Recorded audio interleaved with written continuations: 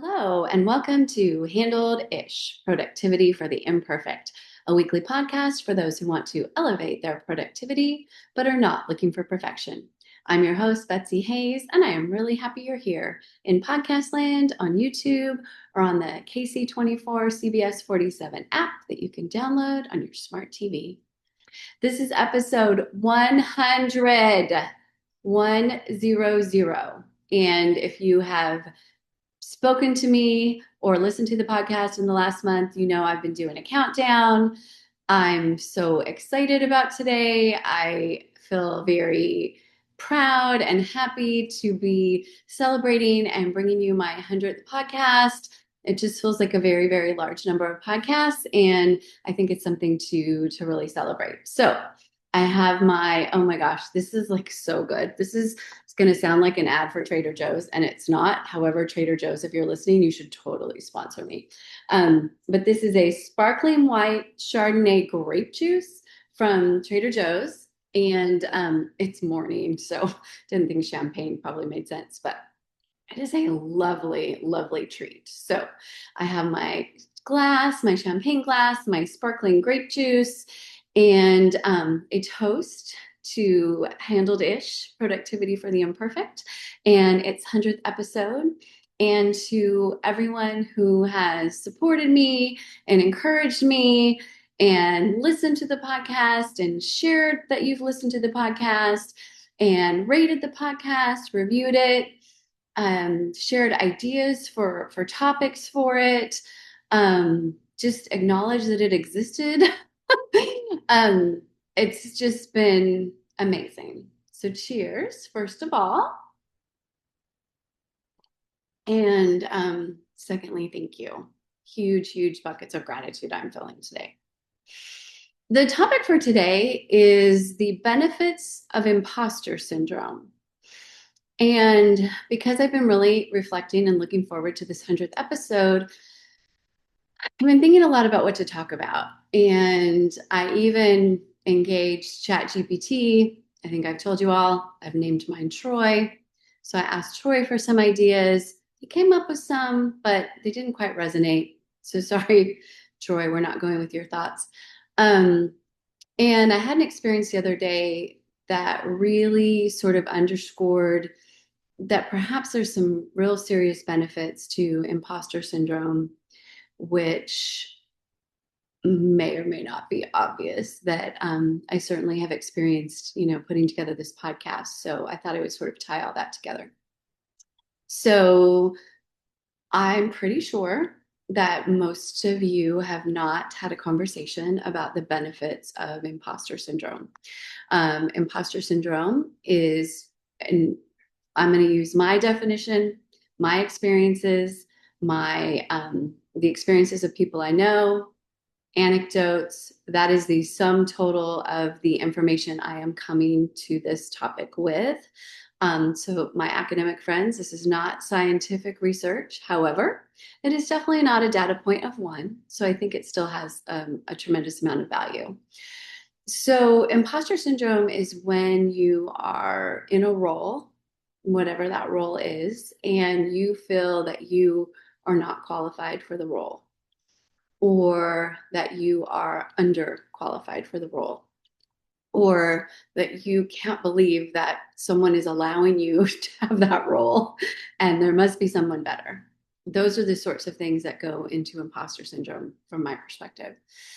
And a couple of weeks ago, was having a conversation because I am teaching a very, very difficult course this year. It's our capstone course. The students are participating in this national competition.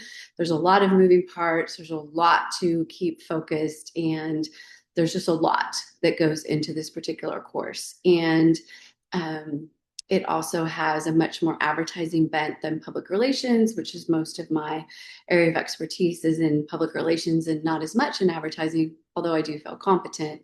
This is a little bit outside of my super comfort zone. So a little bit of context for that particular day. I came home from work and was sharing that I really wasn't sure if I was the right person to have this job. of teaching this course. And part of it was that I sort of inherited the course. It wasn't like part of my vision for teaching. And so I've, had to start from scratch and build the plane while I'm flying it and all of those things, which, we all do all the time, or at least maybe I do all the time. However, on that particular day, I was really feeling very serious imposter syndrome. I was feeling like, while I believe very strongly in my capabilities as an educator, I think I'm a really, really good teacher. Teaching this particular course, because of its complexities, I was feeling very insecure about. And I really had some moments of, wow, I'm not sure I can pull this off. I was a little uncertain that I would be able to serve my students in a way that I wanted to. And I was sharing that, and sharing that didn't make it go away, full disclosure. It just sort of helped me articulate what was going on in my head. And then went about my evening. The next day, also kind of felt that way. And sometime, though, within that 24 hours, because I was really reflecting on this idea of having imposter syndrome, it really forced myself to pause and really forced my brain to figure out how I could do this to the level that I wanted to. Um, and I found that by articulating and reflecting and not ignoring the fact that I had imposter syndrome, I was really able to come up with some really, really good ideas for how I could deliver to the level that I wanted to for my students. And then the imposter syndrome went away. And I really wanted to share this because I think that it was a really important lesson for me. It was important in a couple of ways. It reminded me that perhaps, when we do have these uncomfortable feelings, well, maybe not perhaps, when we have these uncomfortable feelings, instead of the default that a lot of us have of, pushing them away, having a conversation with someone who would tell us it was okay no matter what, which I was very grateful. The person I was talking to did not do that. They just listened. So I'm very grateful. So thank you. Um, and you're, not just blowing it off and not just pretending like those feelings don't exist. And maybe they're there for a little bit of a reason. When you're feeling imposter syndrome, it is not because you are completely unqualified for the role that you're in. Otherwise, you wouldn't be in it. That would be a different feeling. That would be, holy cow, I'm completely over my head and I know I'm over my head. Imposter syndrome is when you are mostly solid with your abilities, but not 100% confident. That is sort of the framing that happens in. It's never when you're completely incompetent in something. That's a whole different story. This is when you're close. And so that's why I really think that talking about the benefits is important, because when you are feeling that way, like I was, it really forces you to go, okay, well, if I'm feeling like I'm not quite up to my own personal standard here, what are some of the things that I could do? Maybe there are people that I could resource, right? People that I could talk to about, getting their perspective on how they would go about this. If they've done something before, how they would do it. So maybe sort of getting some new information, either from people or from, courses or books or the internet or whatever. Just sort of ramping up the idea generation and maybe also the skill level.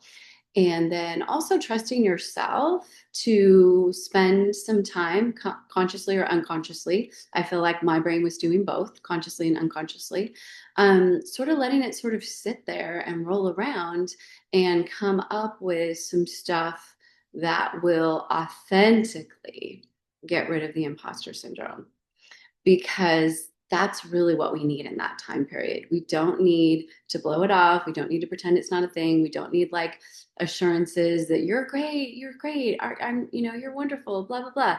Those are great.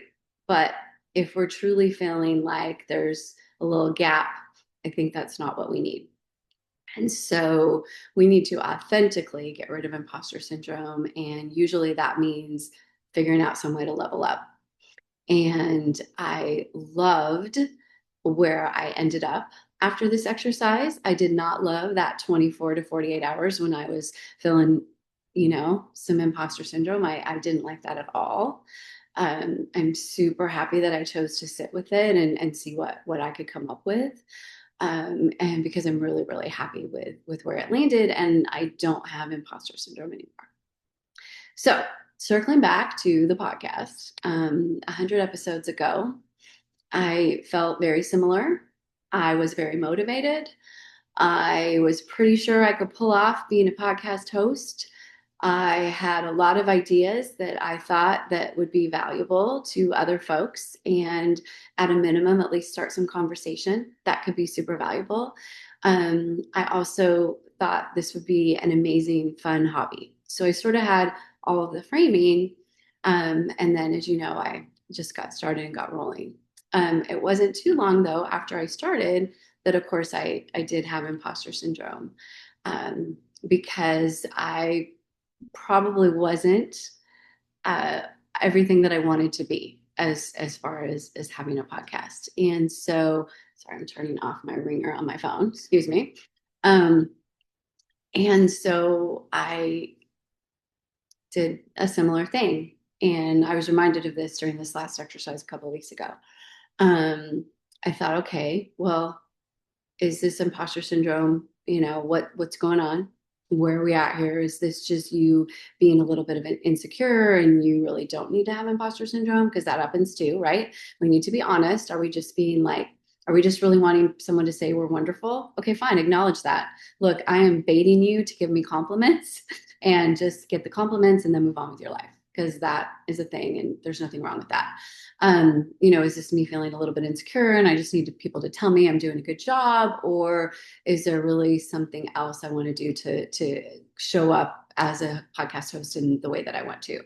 And I decided that was the case. And I also decided that I was going to be very gentle and slow with getting rid of the imposter syndrome. And I knew that learning and literally building the plane while I was flying it for the podcast was going to be the way that I was going to be able to get to where I wanted to go. And once I sort of had that plan, then again, I had a lot of peace.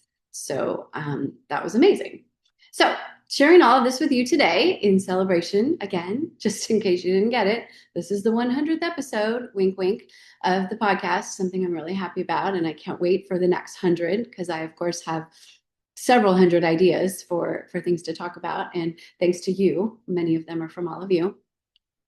I'm sharing this because I believe that imposter syndrome happens to maybe everyone. Certainly, everyone that I know has experienced it in some form or another.